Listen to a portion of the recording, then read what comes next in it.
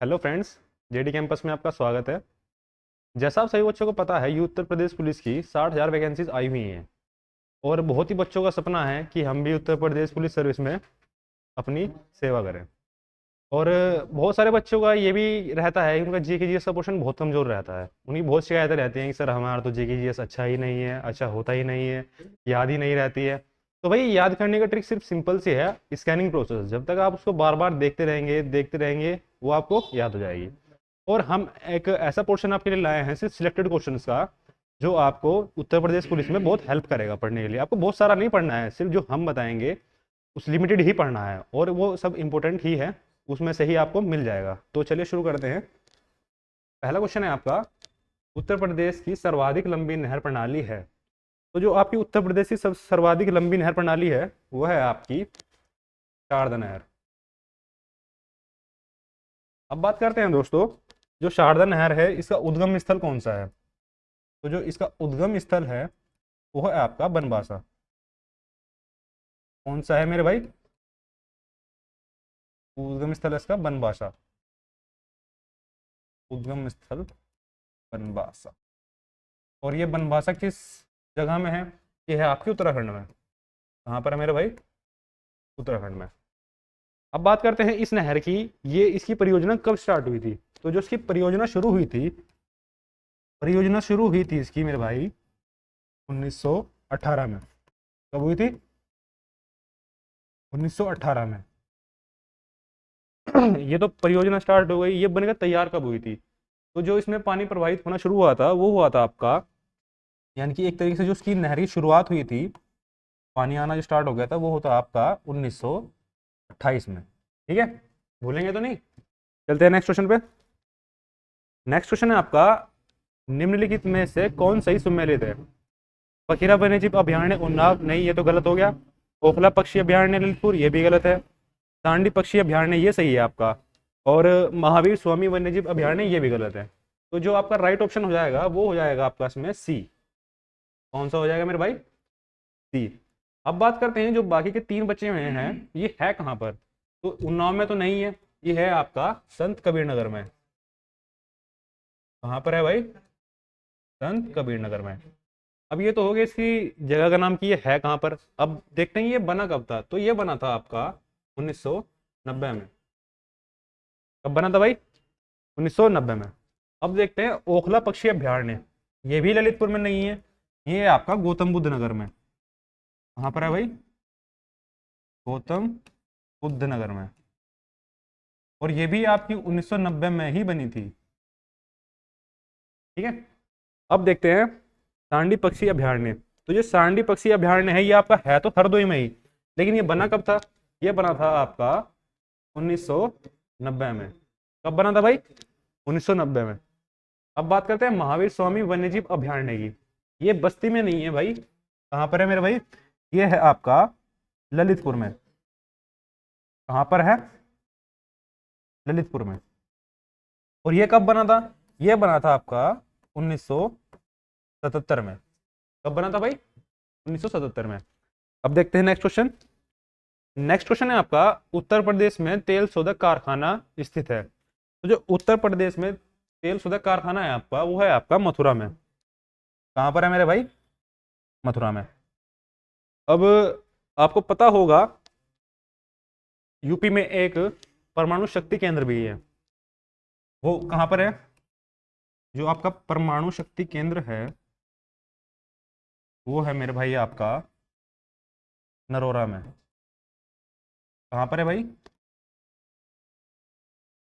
नरोरा बुलंदशहर में। नरोरा बुलंदशहर। ये याद रखने वाली चीज है भाई, भूलना नहीं है आपको। बुलंदशहर। अब इसी में एक चीज और ऐड करते हैं। आपको पता होगा कानपुर किस चीज के लिए फेमस है? तो जो आपका कानपुर है वो चमड़े के लिए फेमस है। किस चीज के लिए मेरे भाई? चमड़े के लिए। कानपुर आपका चमड़े के लिए फेमस है। ठीक है, चलते हैं नेक्स्ट क्वेश्चन पे। नेक्स्ट क्वेश्चन है आपका, भारत का पहला ई वेस्ट इको पार्क कहाँ स्थापित किया जाएगा? सभी बच्चों को ये पता होना चाहिए कि ई वेस्ट इको पार्क होता क्या है।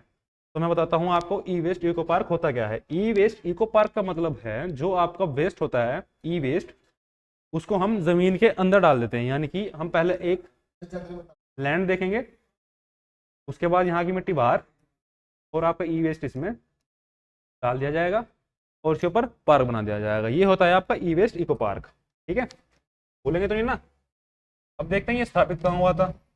ये आपका स्थापित हुआ था, ये स्थापित किया जाएगा नई दिल्ली में। कहाँ पर किया जाएगा मेरे भाई? नई Delhi. Next question. Next question है आपका, कोणार्क का सूर्य मंदिर किसने बनवाया था? ये आपका बहुत ही इंपॉर्टेंट क्वेश्चन है भाई, भूलना मत।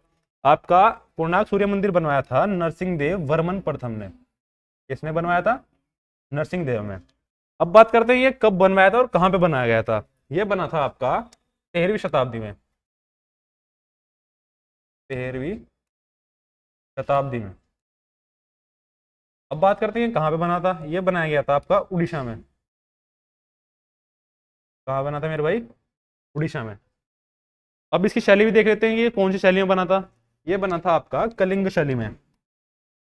कहाँ पर मेरे भाई? कलिंग शैली में। आपको भूलना नहीं है भाई, बार बार अगर आप देखते रहेंगे तो आप भूलेंगे नहीं। अगर आप बीच में ही पढ़ना छोड़ देंगे, आप सिर्फ एक बार पढ़ के छोड़ देंगे तो आपको याद नहीं रहेगा। देखते हैं नेक्स्ट क्वेश्चन। नेक्स्ट क्वेश्चन है आपका, किस रंग के प्रकाश की तरंग दैर्घ्य सबसे कम होती है? तो मेरे भाई जो तरंग दैर्घ्य होती है सबसे कम, वो आपकी बैंगनी कलर की होती है। ठीक है, इसकी होती है आपकी सबसे कम। अब बात करेंगे हम सबसे ज्यादा किसकी होगी। तो मेरे भाई मैं बता दूं आपको, सबसे ज्यादा होगी लाल की। ये भी क्वेश्चन आ सकता है इसका अपोजिट, कि सबसे ज्यादा तरंग दैर्घ्य किसकी होती है। ठीक है, तो ये आप याद रखेंगे। सबसे ज्यादा होती है आपकी लाल रंग की। भूलना नहीं है मेरे भाई, गलती बिल्कुल नहीं करनी। Next question. मानव शरीर संरचना में कौन सी दूसरी सबसे बड़ी ग्रंथि होती है? सबसे बड़ी ग्रंथि, सबसे पहले हम बात करते हैं कि सबसे पहली बड़ी ग्रंथि कौन सी है हमारे शरीर में। तो जो सबसे बड़ी ग्रंथि है हमारे शरीर में पहले नंबर की, वो है आपकी यकृत। सबसे बड़ी कौन सी है भाई? यकृत। अब बात करते हैं कि दूसरी कौन सी है, जैसे कि इसने क्वेश्चन ने पूछा है। तो जो आपकी दूसरी सबसे बड़ी ग्रंथि है वो है आपकी अग्नाशय। अब ये तो बात हो गई कि सबसे बड़ी कौन सी है, फिर उससे छोटी कौन सी है। अब हम बात करते हैं कि सबसे छोटी कौन सी है।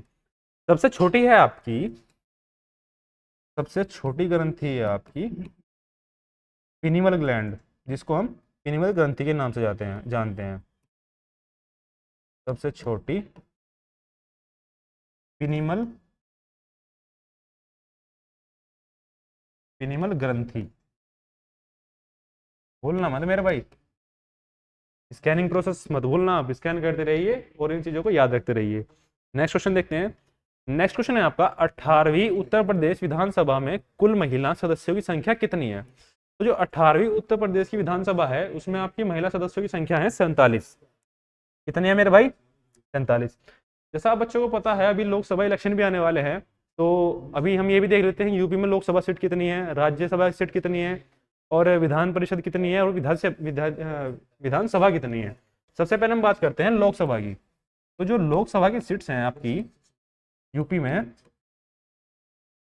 लोकसभा में है आपकी 80 सीटें। ठीक है भाई, ये यूपी की बात हो रही है भाई, तो ध्यान रखना।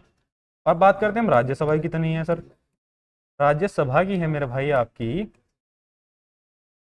आपकी है 31 सीट। कितनी है मेरे भाई? 31 सीट। अब बात करते हैं हम विधान सभा की।